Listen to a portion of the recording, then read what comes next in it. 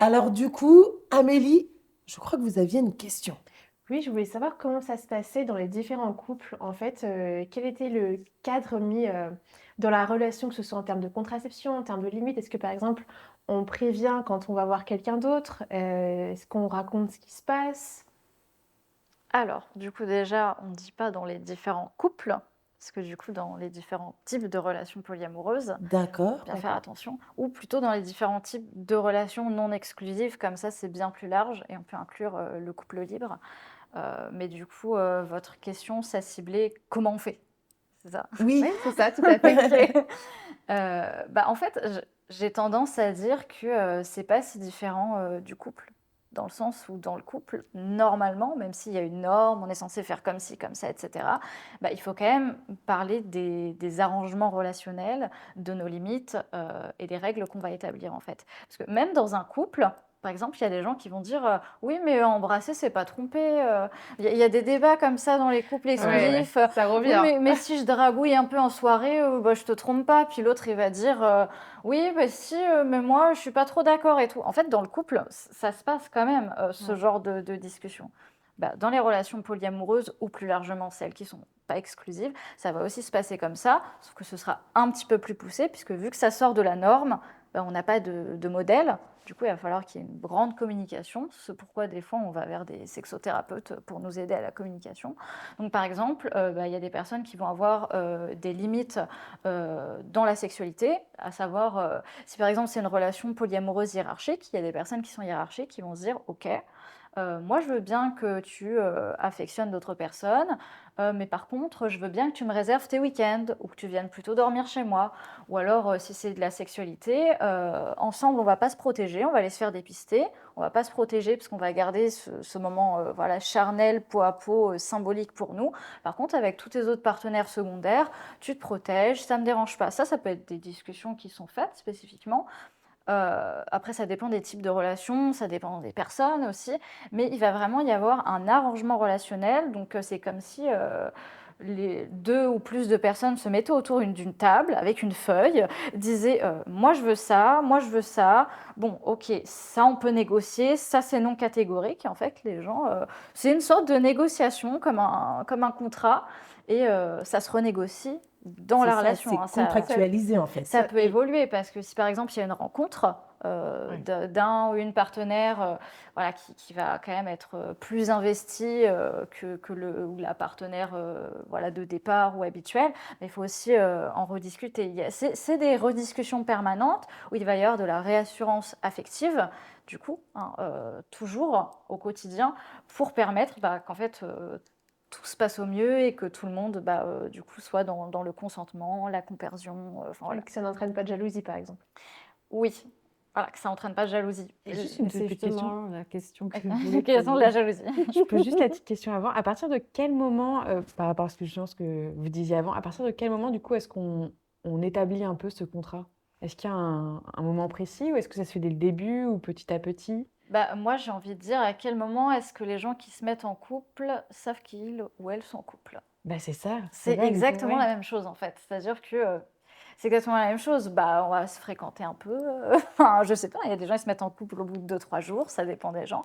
On va se fréquenter un peu et puis au bout d'un moment, voilà, va falloir se mettre d'accord sur le type de relation. Mais comme la polyamorie, voilà, c'est une orientation relationnelle qui est hors norme, qui c'est pas la majorité de la population. En général, quand on va en date, par exemple, c'est quelque chose qu'on dit dès le départ, D'accord. voilà, pour éviter.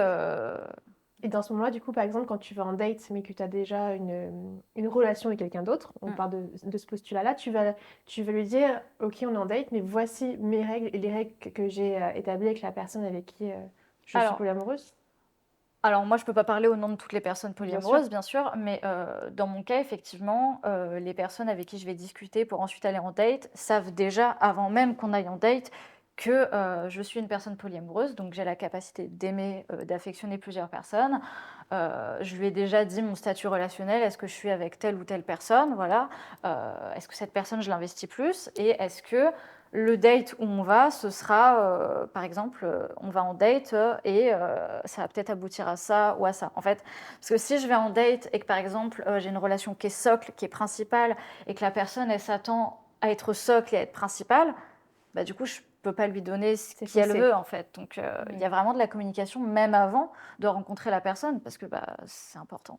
Oui, vis-à-vis de ces demandes, en fait. Et je me posais justement la question dans ce type de relation, est-ce que on a la notion de jalousie comme dans le couple lambda finalement? Est-ce que c'est compliqué de se dire que l'on partage son amoureux, son amoureuse avec d'autres personnes, parfois des Complètement. personnes que l'on ne connaît pas? Alors, moi, j'ai un gros problème avec le partager son amoureuse parce qu'on ne partage pas quelqu'un, ce n'est pas un objet que l'on possède, du coup. Mais effectivement, la jalousie, euh, c'est un sentiment qui est humain, de toute façon. Donc, en soi, tout le monde peut le ressentir à des degrés différents, hein. Les personnes polyamoureuses, elles ne sont pas. La jalousie a disparu parce que on peut affectionner plusieurs personnes. Non, non. Tout comme il y a des personnes qui sont du coup mono-amoureuses, hein, qui ont la capacité d'aimer une seule personne à la fois, qui ne vont ressentir aucune jalousie en fait. Ça peut vraiment être dû à notre éducation, hein, la façon dont on va ressentir ce sentiment. Après, il faut apprendre à le gérer. Ce pourquoi la réassurance affective, elle est là. Ce pourquoi la communication, elle est là. Et puis les accords relationnels, du coup. Donc effectivement, en général, en fait, ça dépend de la relation. C'est-à-dire que quand vous dites l'inconnu qu'on va partager avec sa partenaire, il y a des personnes qui préfèrent ne pas savoir, qui se sentent à l'aise à l'idée de se dire voilà, tu fais ce que tu veux, j'ai pas forcément envie de savoir. Et il y en a d'autres qui justement ont besoin de savoir et sont même très enjoués à l'idée de se dire alors comment ça s'est passé, ton date, alors viens, assieds-toi, raconte-moi, comment elle était cette personne. Et en fait, on appelle ça la compersion. La compersion, c'est le sentiment contraire de la jalousie, c'est le fait de se réjouir, de ressentir du bonheur pour un ou une proche qui va, par exemple, passer de bons moments avec quelqu'un d'autre. Ok. Alors, en fait, J'avais une autre question aussi. moi,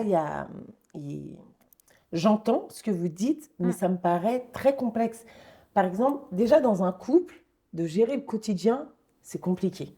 Alors, comment c'est possible de s'organiser dans une relation polyamoureuse, enfin, de gérer tout le quotidien, en fait, à plusieurs? Déjà, à deux, c'est compliqué. Alors, quand on rajoute des personnes, Faut savoir que déjà, les relations qui sont pas exclusives au sens général, pas forcément polyamoureuses, d'un point de vue financier, elles sont pas accessibles à tout le monde.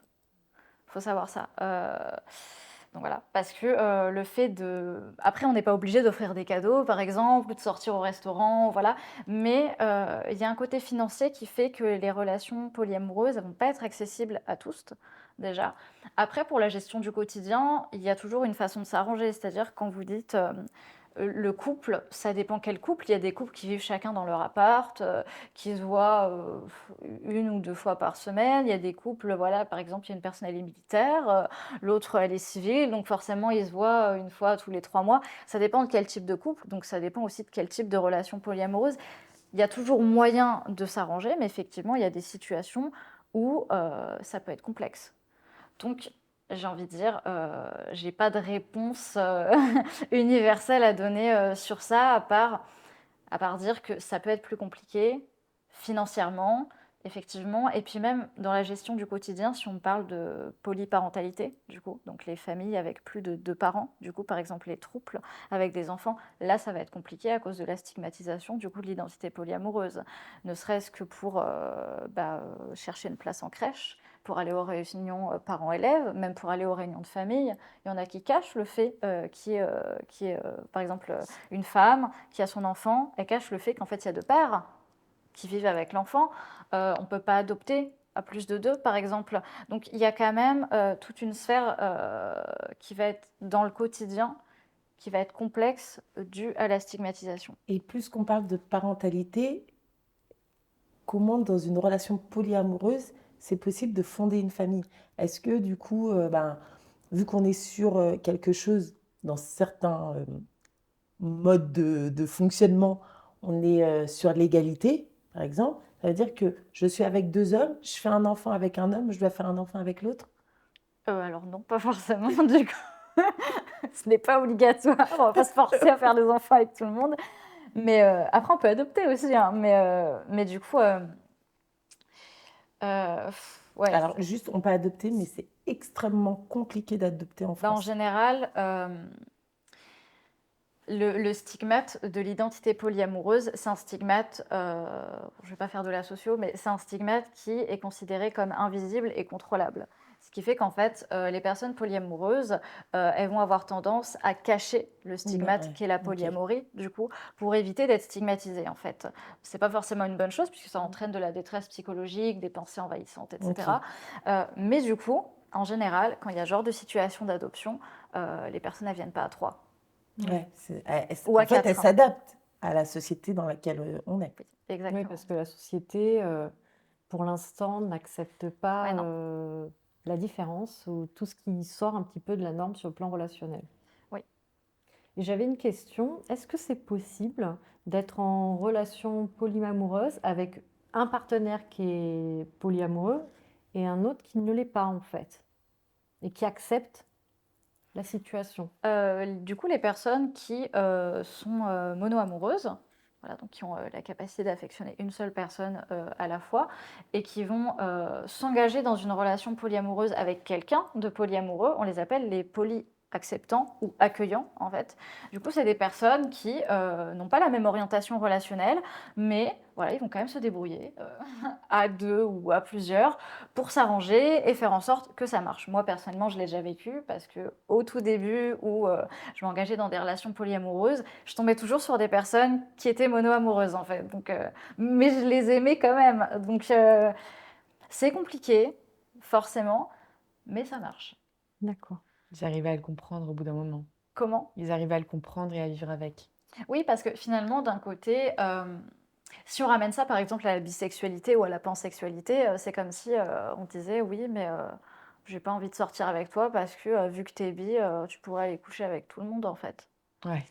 En fait, parce que ça aussi, ça fait partie du coup des stéréotypes négatifs. Et du coup, le fait de se dire, bah oui, mais je peux pas sortir avec toi parce que bah, tu vas me partager, tu vas pas me donner assez d'amour, et puis qui me dit que tu vas pas aller coucher avec tout le monde. En fait, il faut qu'il y ait de la confiance et aussi beaucoup d'estime de soi. Donc, Ouais.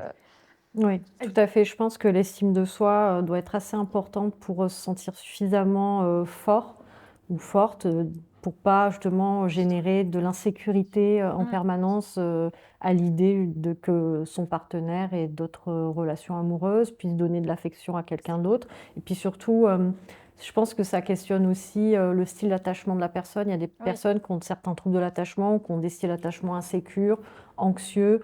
Donc ça aussi, ça peut parfois créer des difficultés à le gérer, mais si on a un style d'attachement plutôt sécure, Mm. ça peut être pas mal.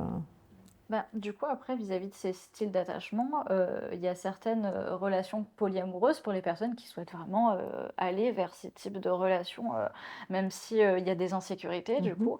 Il y a pas mal de personnes qui vont plutôt vers la relation polyamoureuse qui est hiérarchique, parce que du coup, elle ressemble au couple. mhm. Il y a vraiment un ou une partenaire qui est socle, où il va vraiment y avoir une priorisation, même si il y a de l'affection avec d'autres personnes, qui fait que des personnes qui pourraient avoir un style d'attachement plutôt insécure, une peur de l'abandon parfois, peuvent se sentir plus à l'aise. Après, c'est pas une généralité, mais c'est plutôt vis-à-vis de ma propre expérience. Je sais que je me sens plus à l'aise dans des relations qui vont être hiérarchiques.